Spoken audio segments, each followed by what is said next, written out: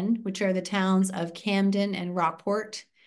And the reason I took on this bill is because I had a constituent in each of those towns reach out to me asking for Maine to be able to use this process. And it's a process to deal with one's remains. I think a lot of people are drawn to it, and the scientific name is called natural organic reduction. It's also called human composting or body composting. But a lot of people are drawn to it because it is more environmentally friendly than cremation or embalming, both of which, embalming involves a lot of chemicals. Cremation involves many carbon emissions, and natural organic reduction involves some carbon emissions, but much, much less. So it's a process of accelerated turning human remains, accelerating the decomposition and composting of the remains using other natural materials. So much like you would, you might compost, I think everybody understands the general idea of composting, but this takes place in a special sealed container. It doesn't smell. It doesn't, there's nothing bad about it. It's in a container, and it's gently heated and mixed with moss or with wood chips or with alfalfa and turned into compost that then can be used and spread in forests, or I would imagine could be buried in cemeteries, just like, cremains are.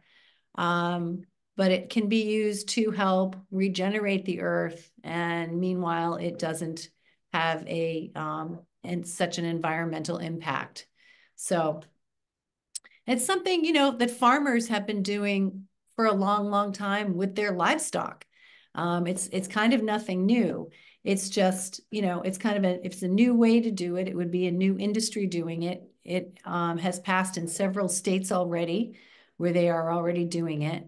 And the status of the bill here in Maine is that it has passed in the legislature.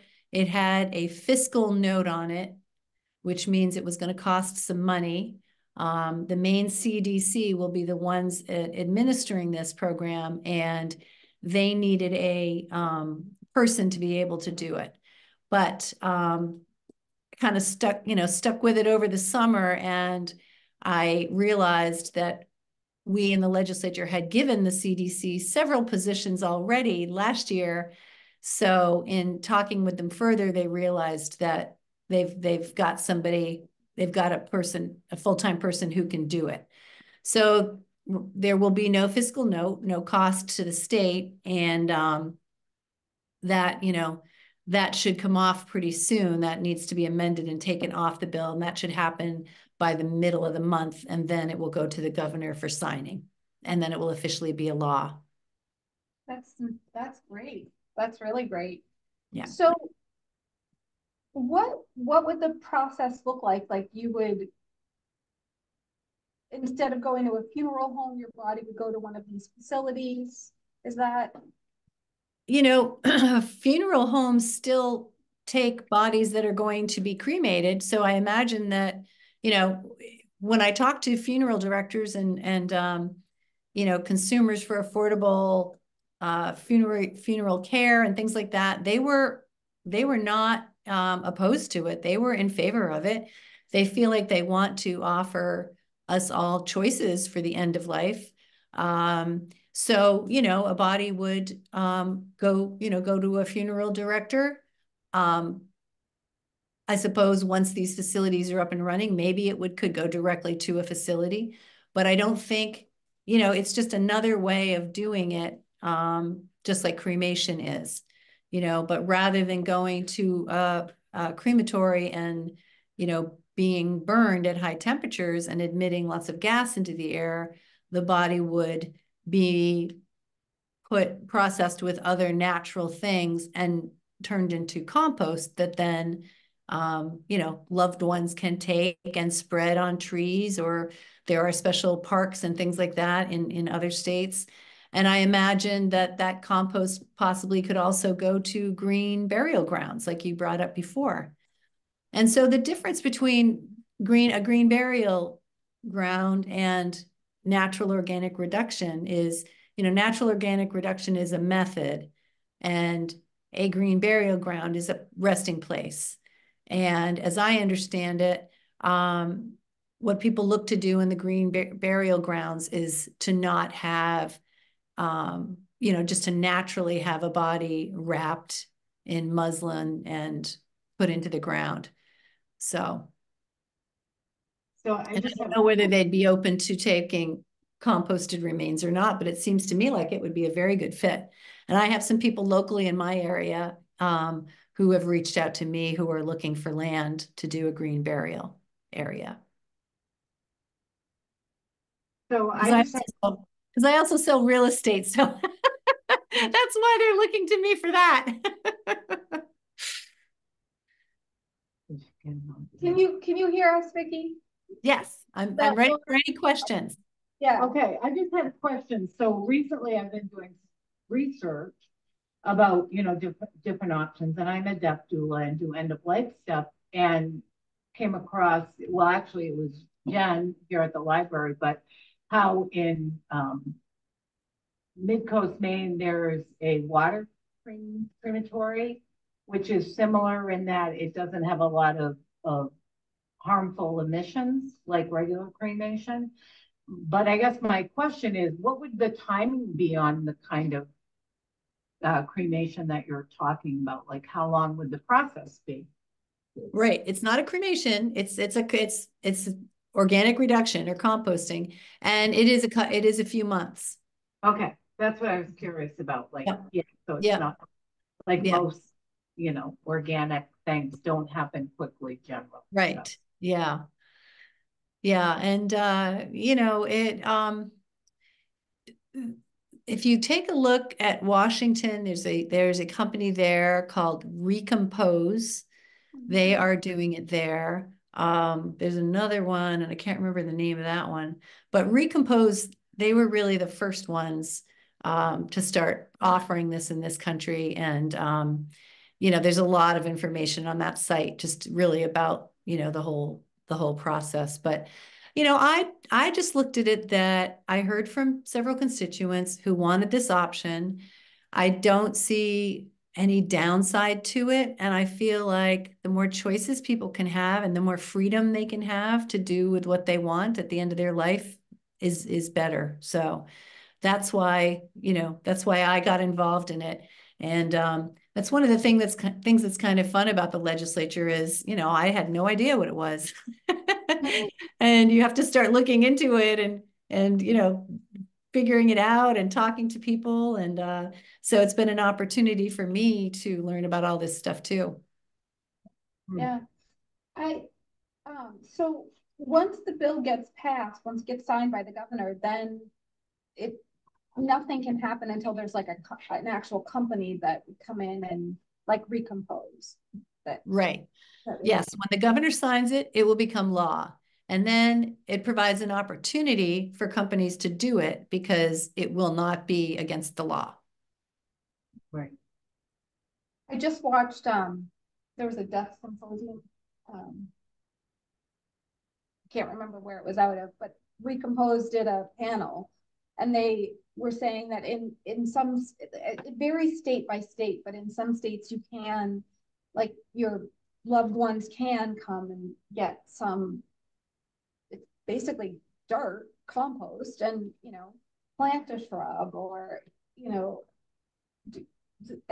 but it does vary state by state. I don't know. Right. Well, that's part of our bill here in Maine, that people would be able to do that.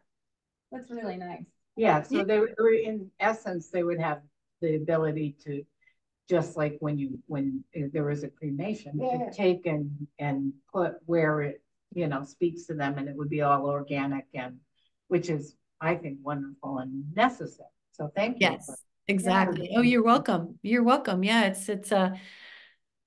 I was certainly relieved over the summer when, I realized, wait a minute, they got a few positions and can somebody take care of this? And then I have, a couple of Zooms like this with the folks at the CDC and they said, we looked at it and yeah, we can do it. So I'm like, because it's always tricky to pass bills when they've got an allocation attached to them. It makes it 10 times harder, 50 Yeah, times yeah, harder. a stumbling block because otherwise Maine seems like an ideal place for this. All of these death cafes that we've had at some point or another, green burials come up, and the problem is space. Like in terms of having enough space to have bodies buried in this way. But this sounds like it would take care of some another option. Yeah. Another option. And thank you for bringing up that point, Jen, because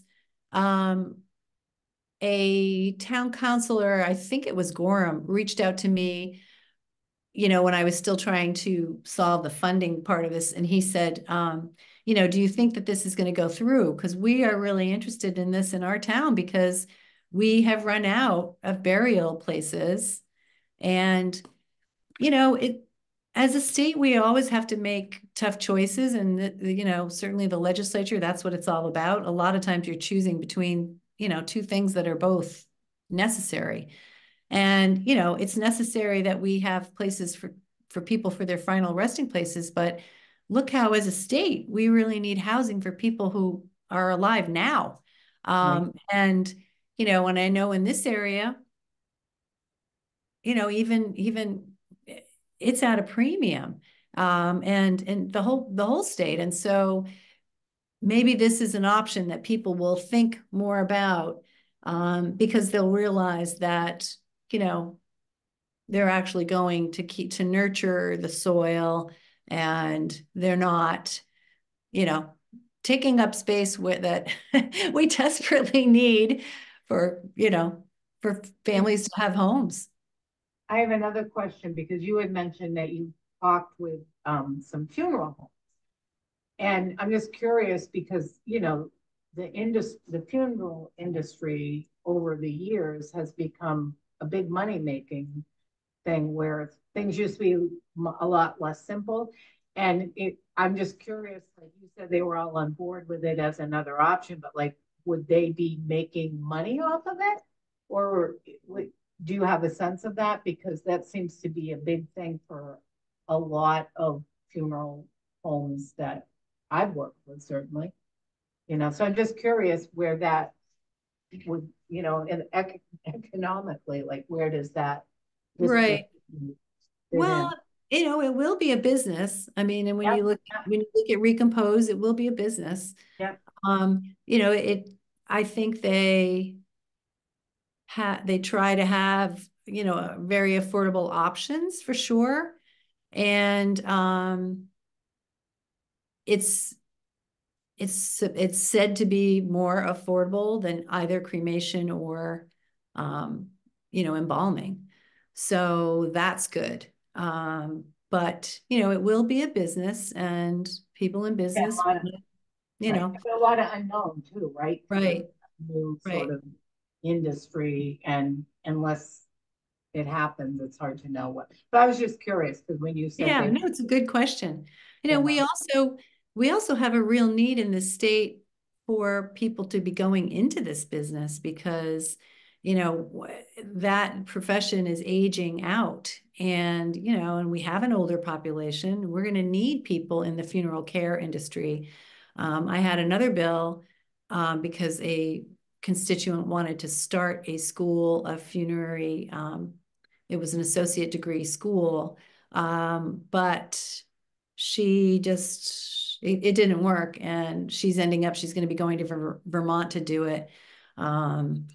So that was frustrating because the Portland Press Herald had an article saying, how badly this is needed. But maybe this bill with the organic reduction, maybe this will bring some people into the state who are interested, in that business, and there will be some spillover into the other that would be good because, you know, it's a fact of life. Yeah, we're all gonna, yeah, I mean, and as you said, Maine is an aging population, you know, and so, you know, having more options, more affordable options, but also more people that are accessing and doing the work, however that plays out, you know, Mhm. important. Yeah. I think Any I'd other be, questions? as a librarian, to not ask if there's been any pushback. I can't see any problems with this, but I just wonder if there has been any pushback. Um, well, there probably would have been pushback. I mean, there was a little bit about, you know, does it cost anything? And there's some fear of it. You know, you guys are not that audience because you're already talking about this stuff, but a lot of people, you know, don't even want to think about death. And, you know, I've been in that camp at some points in my life. Um, and there were questions around, you know, well, what if somebody has a really bad disease? And what if, but I talked to the CDC about all that, and you know, they already deal with that with a body. And if it's very, very rare, but if somebody had a super contagious disease, you know, that body's not going anywhere to do anything, you know? Right. And the CDC has procedures in place for that already. So that was the only pushback I got. I mean, it did end up passing on partisan lines, and I don't know why. But you know, sometimes we just run into people being very resistant to any kind of change and anything new. And I think that that's what this is, you know, new and, you know, potentially, although I had a couple of the Republicans who didn't vote for it say, you know, it sounds like a good idea. I just can't go for it right now. I just can't go for it yet. So anyway. Yeah. Wow. Well, yeah, I'll echo what Laura said. Just thank you for doing this because I think it's really important. And we, you know, it's one of the things that has come up over and over again in these death cafes is alternatives. You know, for a long time I thought cremation was so eco-friendly, and then it turns out it's not. And so to think about other ways to go. Right. Yeah, that's right. Yeah. I had that same realization. I used to think, oh, cremation, so much better than, you know, and then you realize, wait a minute, you know, if your group wants to, you know, I don't think that Governor Mills has any issues with the bill, but you know, it wouldn't hurt if you wanted to, as a Death Cafe, to write and just say, you know, this bill will be coming before her to sign, and you hope it'll have her support, if you feel like it. But I think, you know, I think the fact that the Department of Health and the CDC were in favor of it, and, you know, that means that she's in favor of it. Right. Right. Yeah. Yeah. But she's their boss. Absolutely. Also, her sister is a doctor. I don't know if you're aware of that. Yes. Yes. Dr. Dora Mills. Exactly. Yep. And now she works for Maine Health, but I've known her for several years, so she has that side of support or information really available for us. Mhm. Yeah. If that's a question, you'll have to repeat it because I didn't hear it. No, it wasn't a question. She was just making a statement. Oh, okay. Dora Mills being Janet Mills' sister, and Dora is a daughter.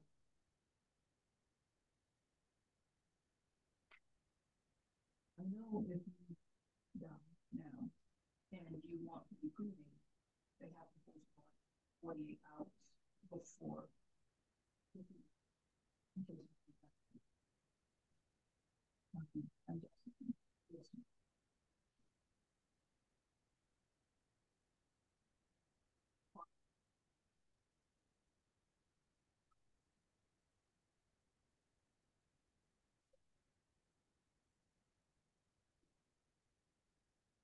Well, I thank you for your interest in this. Thank you. Did you have a question? No, I'm good. No? Okay, I just- well, yeah. excellent.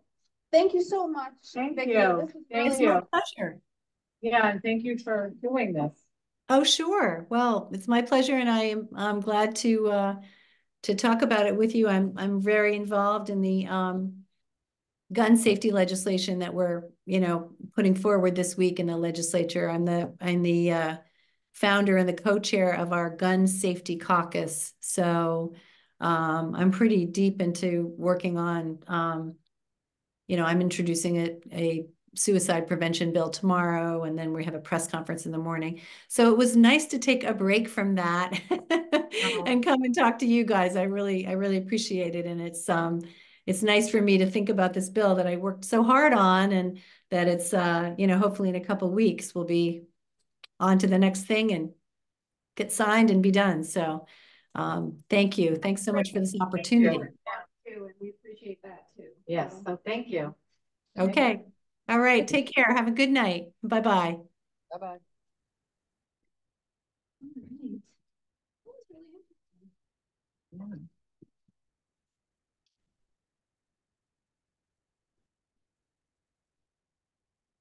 Just it was glary, so.